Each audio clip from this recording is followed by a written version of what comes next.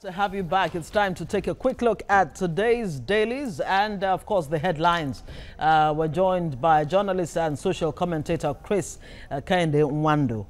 Good morning. It's good to see you. Thank you very much. And happy Friday to you. Same to you. If there's any such thing, you know, in Nigeria we have a greeting for everything. Just before we go ahead, let me find out how did you come about the name? Kende Nwando, a mixture of Yoruba and Igbo. Okay, so many people ask that question. My dad is from Imo State, my mom is from Ondo State, and I'm a twin. I have a twin brother. So wonderful. You're a real Nigerian. Absolutely, absolutely. Thank you very much. Okay, let's begin with a punch. Missing schoolgirls. Dapchi residents stone Yobe governor's convoy. 7 vehicles damaged, officials injured. We don't know the number of missing girls yet. That's the federal government saying there. And don't treat Dapchi pupils like Chibok girls. Senate warns federal government. It's unfortunate that 4 years down the line, we are coming back to this again. Right where we started. Right from where we started, after the issue of the Chibok girls. And we thought that was over, but see what we are getting now, another 90-something. And the most annoying part is the contravening statement coming from both the government, the spokesperson of the government, and rest of them. Just as rightly say, you're opening, the governor, we are informed that some of them have been rescued. In fact, they say they were rescued, only for the governor to get there, and there was nothing like that. He has to issue another statement. But the underlying factor for me is that I still have to blame, to a large extent, our military authorities, because some of the statements they've been putting out is making the issue more difficult for them to tackle this war. When you come out and say that you have finally defeated Boko Haram, that gives them the impetus to attack, strike, to make a point that we are still here. And that is what we are suffering now. Absolutely. Yes, so it's counterproductive when yes, you very, come very out and tell the world that you've gained grounds as far as the U.S. the war government. You don't against see Boko the Haram U.S. is military concerned. coming out and say that we've defeated Terrorism. terrorists and the rest of them, until the leader of that terrorist was killed. President Obama came out and said, Osama bin Laden. And that put a stop to it. Yeah. But sometimes you may wonder why it does appear like the military authorities are so much in a hurry to claim a victory. That is always the problem. You say you've defeated Boko Haram, they have been dismantled. Maybe it's for psychological satisfaction, who knows? It doesn't work. It doesn't work. It doesn't work. The next day you come out again, when you say you've defeated it, you are now putting a 3 million bounty on the head of the leader of Boko Haram. Have you defeated it? So it's a big problem. All right, moving away from that one, you're undermining peace efforts. Tinubu tells Odige Oyegun, the chairman of the APC, according to Jagaban. Yes. He's saying, look, at the end of the day, if this reconciliatory efforts dies, it would not be in my hands. You would be held responsible for it. Yes, the box stopped at his table. If there's anybody that can bring out APC from the current problem they have, is Jagaban. He has the wherewithal. Yeah, but he doesn't seem to be getting support from the chairman of the party. You remember what Senator Sani said? Yeah, he that said, if this effort fails, that is the end of APC. And they should be very, very careful. The man has been doing all he could to be able to rally around, even when some of us just felt that he shouldn't have taken that job, because for the past 3 years, the man has been kept in the doldrum. He's not part of what is happening in APC. They don't consult him. They don't make him relevant. This is a man that practically made this possible. According to his wife, Senator Remi Tinubu said that the man has been trashed. Do you have any idea as to why Oyegun could be working against Tinubu? I wouldn't know, but one could be to retain his seat as the chairman of national chairman of APC. You know, so that he thinks he does not have So it's what we call in politics divide and rule system is what he's trying to use, and that is not going to work. Okay. 2019, Buhari asks APC governors to give him more time to decide. Well, I thought we already knew that from the SGF. You just took it off my mouth. The SGF who came out, clearly to say Buhari will run in 2019. Well, that is what the politicians, politicians, when they say good evening, just come out to make sure that it's not morning. And you remember it's just like a kite. During one of the FEC meetings, there was one of the, it was a communication. Minister brought the caps and the rest of the Minister of Communication. What's his name again? Yes. Shitu. Yes, Shitu. Brought the caps to say that he's going to run and the rest of them, only for them to say, okay, no. How sycophantic, can people be, really? I believe the president definitely know whether he's running or not, but it's just, I think he's taking the time, and he wants the reconciliation committee to finish their work. All right, let's move to the next paper.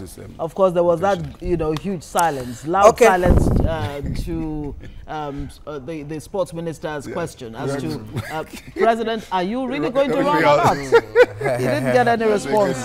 All right, let's look at the Vanguard newspaper. Well, almost, same stories here. Confusion over Yoruba girls, angry parents, stoned governor.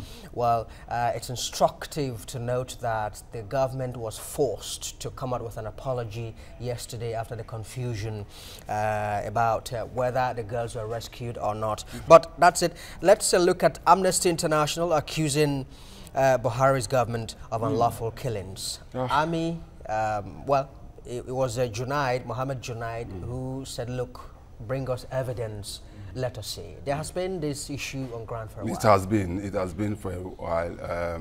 The Amnesty International don't just come out and just make statements. Because before they do that, they've already made the investigation. They have enough evidence, which most often than not, they don't like throwing it to the public for obvious reasons.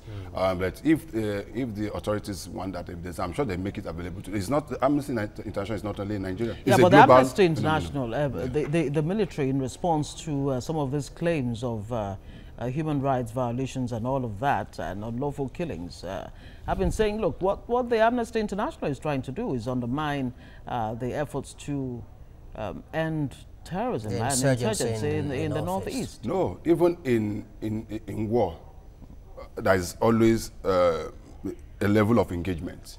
Okay, in war situation, when you capture your enemy, you are not expected to kill him. Okay, most of them they're not.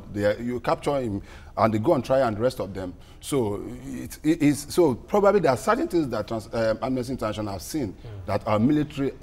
We have, especially the Nigerian system, my colleagues, we try to be patriotic in our reporting.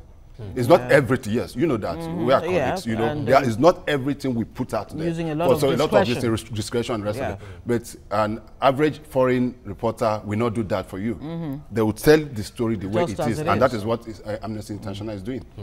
All right, Northern senators split over Adamu's sack. Why I was removed. Did you find out why Adamu 70 million naira monkey? Monkey and bamboo stolen. Well, it's an era where animals are not stealing, money. We now go after animals, man. Well, he's saying that the real reason he was removed was because he was against the reordering of the election, timetable. The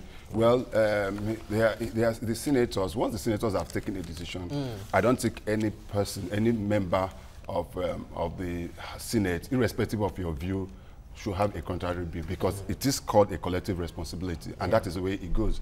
So I just think that they have a right to remove him, and they've given cogent reasons, because if he feels that they've maligned his person, he should go to court, because it's a very weighty allegation that you stolen 70 million naira belonging to your colleagues. That is a weight. I don't think the senators will come out to say that if he hadn't done that. So, and it has nothing to do with the issue of reordering of election timetable. What else do we have there? Okay, well, you're done with that. All right, let's move on to the nation very quickly. Tinubu to Oyegun, stop frustrating peace moves. Of course, you heard that already from the Punch. Polls reorder, go to court, Jega tells INEC and the federal government. EFCC rejects ex-minister Akinjide's offer. Of course, she's offered to settle out of court and some kind of plea bargain and what have you. Fate of missing schoolgirls uncertain. Yobe apologizes. That's what you find there on the front page of the Nation. Banks get 2 weeks to settle complaints. What are those complaints about? Well, you really have to go to the paper to know exactly what the details are. But let's look at this polls reorder. Go to court, Jigat, telling INEC and the government there. Yes, the INEC, they have the right to go to court, and the court is always the final arbiter when it comes to issues like this, and they have the final say. But the problem that if they go to court, and if they go to the High Court, the Senate can appeal, go to the... But according to Femi Falana, the National Assembly does not have the right to reorder the elections. Well, I am not a lawyer, but from all indication, I know that the National Assembly has the right to amend any law, irrespective. For good governance. Yes, there are two aspects. We have the Constitution, then we also have the INEC, the Electoral Act that guides and the Electoral Act is an act of the Parliament too. Okay, but listen to what the National Assembly is saying. They say yes, we have the right to amend, but we don't have the right to state how, when you want to hold this election. What they're only saying that put this first. Prior to this period, up to 2011 or thereabout, it was the other way around. Okay, True. So what they yes, that was how did it change? So why did it change in the first place? That is the issue. Yeah. So that's what they're saying. They are not saying that they are trying to totally take away the powers of INEC to do this. But what they're saying is that this is the way it should go. But your date, your time, and rest of it. And the problem we're going to have, if they continue dragging this, if INEC is going to court and the rest of them, there is a time frame that INEC has to settle all this before the election. Yeah. The more they drag it, then the more problem. And we know how agonizingly slow that our justice system can That is what I'm saying. Because if they decide to drag it, you go to the High Court, and you win at the High Court, the Senate might decide to go to the Appeal Court, okay, and you get there, you drive for another few months. If whoever wins, then the other one will decide to go to because the Supreme Court. How unfortunate is it that this is actually being seen by some senators as directed at President Buhari?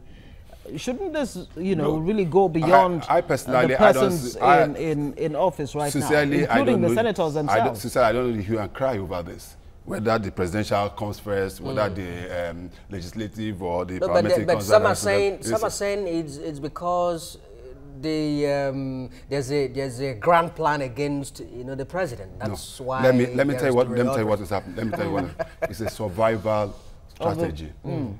My brother, it's a on the part of the yes, because when you have the presidential and have the governorship before that of the members of the House and the governor determines who becomes the senator. So by they feel that let us get our ticket first, then we determine who becomes the governor. That is what is playing out. Yes, okay, absolutely. And they strategically have the right to do that because you have to look at the turnout at the National Assembly. It's over turnover. So the point is, either way, self-interest seems to be playing out. That is what is playing out. That is just it's more of self-interest and probably not the Nigerian question. Okay, let's look at the Daily Sun newspaper. Well, the missing two girls. Of course, the Daily Sun is giving a different version, saying that two schoolgirls were killed in failed rescue operation. That is where I think that we should be engaging technology more. I expected the military to have used something like drone. And also remember that the president inaugurated an unmanned drone. That is what I was going to. Yeah. Because last week. That is what those things are meant for. If you use an unmanned drone to wherever the place is, be able to control of that place, it will give you an panoramic view. You will definitely see most of these things. I don't know why they. So for them to have gone to engage them physically and some of the kids might be killed. Wow. And it's just unfortunate. The other story is a 13 billion naira arms deal. Ehejudika, quizzed again, granted bail. Well, this has been coming. It's been on and off, and the rest of them. And if wherever they keep this money, let them just release it and go home. And I don't know whether they also swallowed some of these things. We've had a case of monkey. We've had a case of snake. We don't know which animal again. Some people have been describing it as a snake in a monkey shadow. Yeah, it is a snake in a monkey. It's just unfortunate. But we just hope that there is a sense in which justice system can be, made faster so that whoever has been found culpable can just go and face justice? The problem we always have is just the judiciary. It's the judicial system of what we are having here. That's the problem. If we can get our justice right, you will just see that some of these things will just be disposed of quickly and immediately. Yes. Sometimes some cases take up to 4 years, 5 years to get disposed of, and they just get tired. They don't have. It's a systemic problem. Yes, it's a systemic problem that just works against itself. In terms of money to prosecute some of these things. These guys are very, very rich. So how much does the EFCC have to prosecute? And someone made a joke sometimes that, look, those of them who engage in graft, it was PLO, the Professor PLO, who said, look, we glamorize, when people were glamorizing thieving. Yes. All right. That we should call it, what it is. You have stolen, you have stolen. We give them, we embellish it, calling it all kinds of names. Robbery. Well, let's leave it. Let's rather unfortunate. We'll have to wrap it. Well, very shortly, let's just take this one. IBB Jonathan absent at Council of State meeting. IBB understandable, but that of GJ, I don't know why. I don't know, because I know IBB is not feeling fine. Yeah. It's not really bad. GJ he has been around, so I don't know why he absented from. Well, you still had people like Gowon, Olusegun Obasanjo, and Abdulsalam Abubakar at that Council of State meeting. Yes. All right, Chris Nwando, we'll have to leave it there. Thank you so much. Thank you very much for having me. As always. Thank you. All right, stay with us. We'll be looking at the basket case that is Lagos traffic. How do you handle this situation? Well, the man will come and explain to us. Yes. All right, stay with us.